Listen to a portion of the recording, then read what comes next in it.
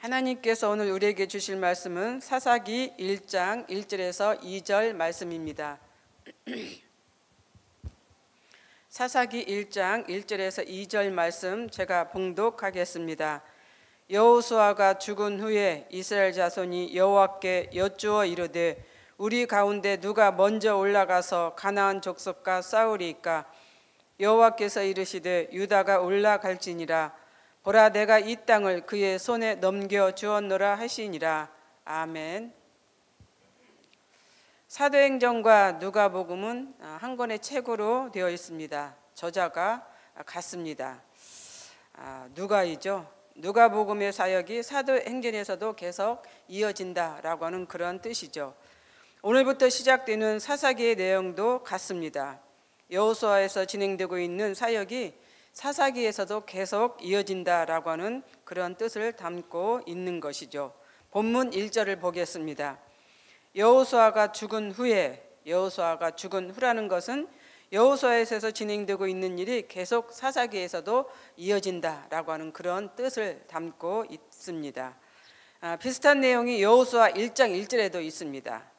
지금은 사사기 1장 1절이지만 이러한 비슷한 내용이 여호수아 1장 1절에도 있다라고 하는 것이죠.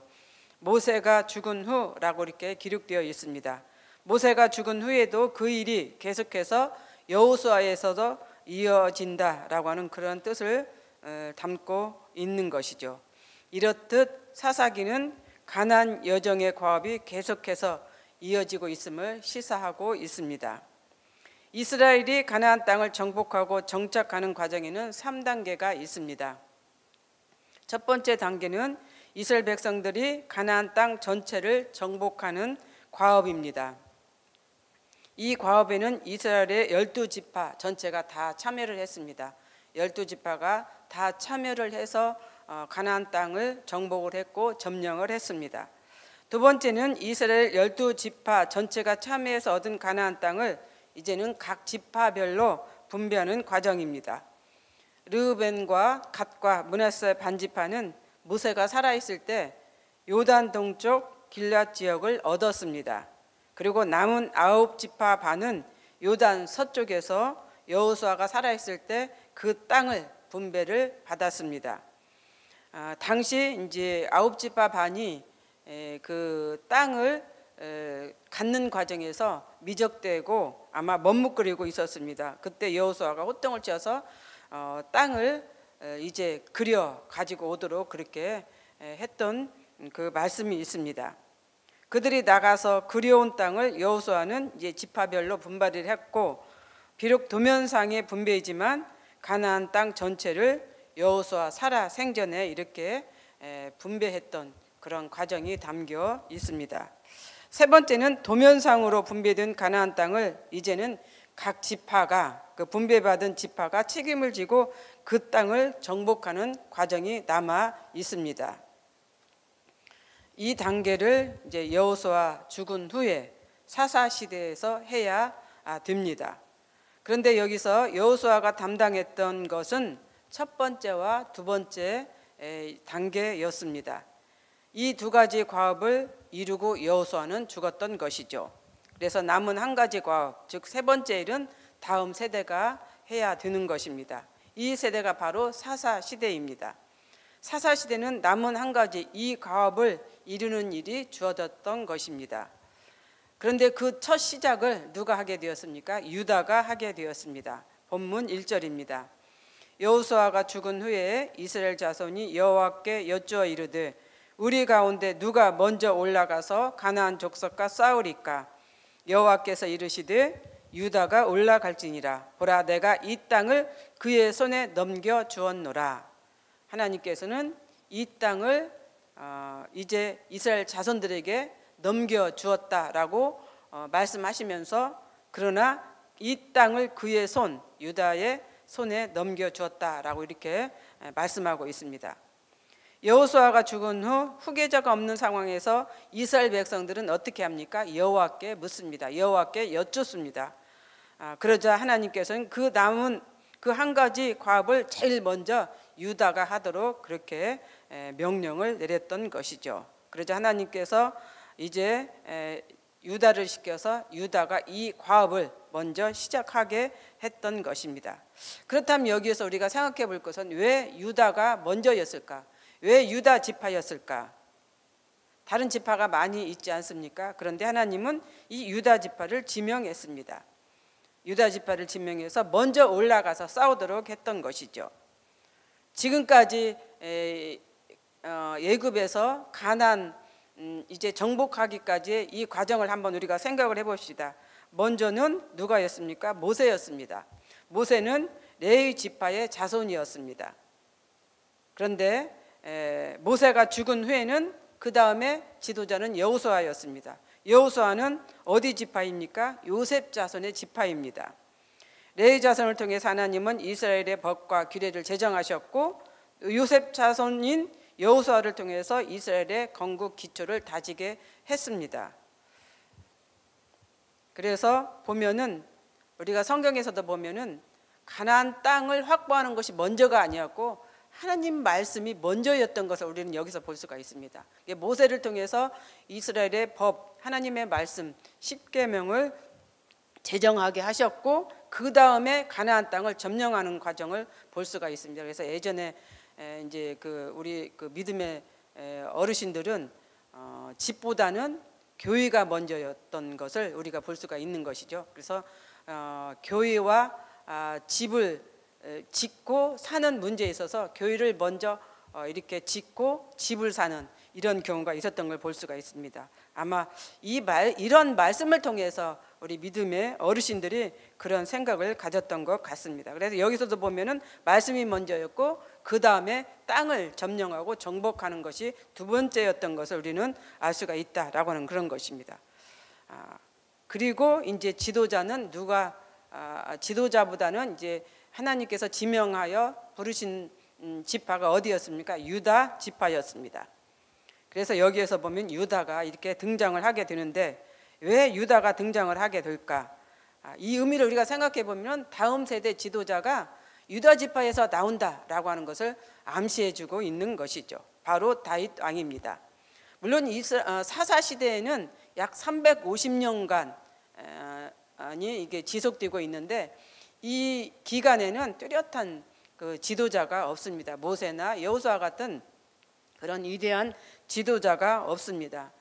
이게 어려울 때마다 어려울 때마다 지도자가 나왔는데 뭐 삼손이나 온니엘이나 또 입다나 이런 사람들이 나와서 그 어려울 때 그 이스라엘을 이렇게 지키고 이렇게 싸웠던 그러한 그 시대가 이 사사 시대입니다. 그런데 이제 여기서 유다가 등장하는 것은 다음 세대 지도자는 유다 지파에서 나온다라고 하는 것을 암시한다라고 하는 것이죠. 그렇습니다. 사사 시대는 이스라엘의 혼돈의 시대입니다. 이 시대에는 이스라엘의 뚜렷한 지도자가 없었습니다.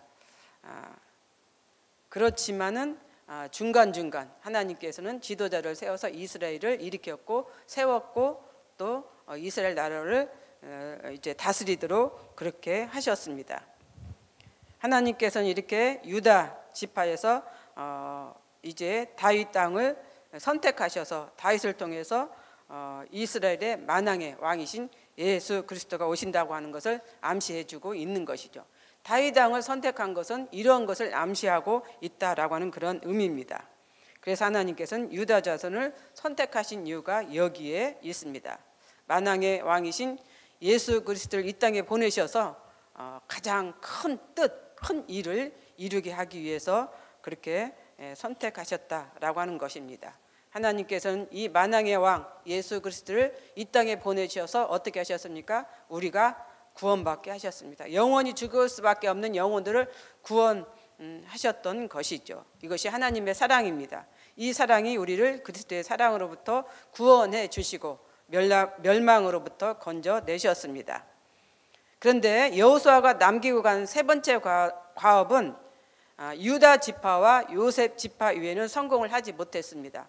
9지파 반이 그 땅을 가나안 땅, 그 도면상으로 그려진 그 남은 땅을 정복해서 다 확보를 해야 되는데 그렇게 하지 못했다라고 하는 것이죠. 성공한 지파는 2지파뿐이었다라고 하는 것을 여기서 말씀해주고 있는 것입니다. 유다 지파와 요셉 지파만 그 땅을 이제 도면상으로 그려진 그 땅을 확보했다라고 하는 그런 것입니다. 나머지 지파들은 그 과업을 이루지 못했습니다. 그 이유는 하나님 명령에 따르지 않는 불순종 때문입니다. 철저하게 가나안 주민을 진멸하고 우상을 파괴하고 진멸하도록 했는데 그 일을 완수하지 못했다라고 하는 그런 것이에요. 결국 하나님의 명령을 따르지 않는 그들은 여호수아가 남기고 간 세 번째 과업을 이루지 못했습니다.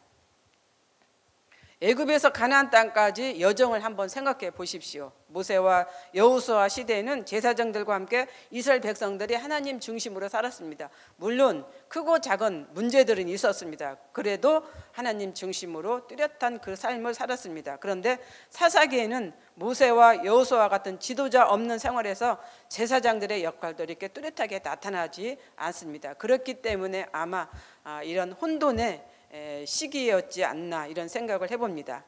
이 상황을 보면서 앞으로 이스라엘의 앞날이 어떠할지를 가늠해 줍니다.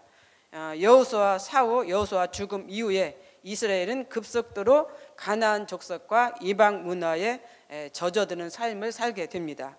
이 일이 곧 이스라엘을 타락하게 만든 원인이 되었고 하나님 없는 중심의 삶을 살게 되는 그런 계기가 되었습니다. 물론 때에 따라서는 이제 사사들이 등장해서 이스라엘을 위기에서 처했지만은 큰 중심에서 보면은 하나님 없는 그러한 삶을 살았다라고 하는 것이죠. 비록 이스라엘 백성들만 그럴까요? 우리도 마찬가지입니다. 지금 우리는 이 시대에 하나님을 잘 섬기고 살고 있다고 아마 자부할 것입니다. 물론 여기에 나오신 모든 성도님들도 그럴 것입니다. 그런데 우리의 후손들, 우리의 자손들을 한번 생각해 보십시오. 여호수아와 또 모세 시대에는 이스라엘 백성들도 하나님 중심으로 잘 살았습니다. 그런데 그 지도자가 없고 난 다음에 이스라엘이 가나안 땅에 정착하고 난 다음에 이스라엘 백성들이 급속도로 어때요? 이방 문화에 젖어들었다라고 하는 것입니다. 혼돈의 삶을 살았다라고 하는 것입니다. 이런 상황을 보면서 지금 우리 시대는 신앙생활 잘하지만 우리 후손들, 우리 자손들은 어떻게 될까? 이런 것들을 우리가 생각해 봐야 된다는 것이죠. 코로나 이전에는 우리의 자녀들이 신앙생활 잘했습니다. 그런데 지금은 어떻습니까? 인터넷 예배만 드리는 것도 어떻게 보면 참 우리가 볼 때 감사하다라고 생각이 듭니다. 그러나 인터넷 예배도 드리지 않는 우리의 자녀들, 우리의 후손들을 한번 생각해 보시기를 바랍니다. 지금 우리가 신앙생활 잘한다고 좋아할 일이 아닙니다. 우리의 후손들, 남겨질 후손들을 우리가 생각해 보아야 한다라고 하는 그런 것이죠. 지금도 안 다니고 있는데 우리가 죽은 후에 우리 자녀들이 다닐 수 있을까요? 물론 이제 또 깨닫고 하나님께 돌아오는 자녀들은 있을 것입니다. 그러나 그 자녀들이 얼마나 될까요? 이런 것들 우리가 생각해 보는 거예요. 이스라엘 백성들의 그 역사를 통해서 우리의 후손들, 우리 자손들을 한번 생각해 보아야 한다라고 하는 그런 것입니다. 그렇다면 지금 우리가 무슨 일을 할까요? 날마다 그 자녀들 보면서 애야 너 교회 다녀야 된다, 신앙생활 해야 된다 라고 권면하는 것이 과연 그들이 그 말을 들을까요? 오히려 짜증을 낼 것입니다. 그래서 우리는 어떻게 해야 됩니까? 기도해야 되겠죠. 우리 후손들이 신앙생활 잘할 수 있도록 기도해야 할 것입니다. 물론 권면도 해야 되고 또 이 방법 저 방법 다 이제 해봐야 될 것입니다. 그러면서도 우리는 기도해야 됩니다. 우리의 후손들이 정말 멸망의 자녀가 되지 않도록 위해서 우리는 기도를 해야 된다라고 하는 그런 것입니다. 그렇습니다. 오늘 말씀 처음으로 한번 다시 돌아가서 생각을 해보겠습니다. 누가복음과 사도행전의 결말은 어떻게 됩니까? 온 세계에 복음화가 되었습니다. 그런데 여호수아와 사사기로 이어지는 결말은 어떻습니까? 멸망의 길이었습니다. 결국 어떻게 됩니까? 이스라엘과 북이스라엘과 남유다는 멸망했습니다. 그리고 신약시대로 이어지게 되는 것이죠. 그래서 이러한 결말을 통해서 과연 우리의 후손들, 우리의 자손들은 어떻게 될 것인가 라고 하는 것을 생각하면서 우리가 우리 후손들에게 정말로 믿음의 유산, 믿음의 씨앗을 남겨줄 수 있는 우리 모두가 되었으면 좋겠습니다. 기도하겠습니다. 사랑과 은혜가 풍성하신 하나님 아버지 참 감사합니다. 오늘 또 우리에게 주신 하나님의 말씀을 잘 기억하고 생각하는 오늘 하루가 되게 하여 주옵소서. 앞으로도 하나님의 말씀을 생각하면서 우리 후손들을 위해서 기도하는 저희들이 되게 하여 주시옵소서. 지금 이 시대 우리가 신앙생활 잘한다고 해서 우리가 우쭐대고 기뻐할 것이 아닙니다. 우리의 후손들을 생각하는 우리가 되게 하여 주옵소서. 지금 신앙생활 잘해도 남겨질 후손들이 앞으로 정말로 신앙생활을 잘할 수 있는가를 생각할 수 있는 저희들 되게 하여 주시옵소서. 우리가 우리 후손들을 위해서 기도하는 우리의 삶이 되기를 기도합니다. 예수님의 이름으로 기도드립니다. 아멘. 공동 기도문입니다. 지금 들은 말씀이 내 삶으로 이어지게 하옵소서. 또 다른 2년, 3년의 복이 계속 이어지는 말씀상 공동체가 되게 하옵소서. 가정, 병원, 요양원에서 계신 성도에게 주님의 은혜로 회복되게 하옵소서. 정치, 경제, 사회가 안정되며 국민이 행복한 아름다운 대한민국이 되게 하옵소서. 세계 곳곳에서 일어나고 있는 전쟁과 기후 이상 변화에 따른 가뭄, 재해 등이 발생하지 않도록 축복하여 주옵소서. 이 시간 공동 기도문과 개인의 기도 제목을 놓고 기도하신 후에 각자 삶의 자리로 나아가도록 하겠습니다. 기도하겠습니다.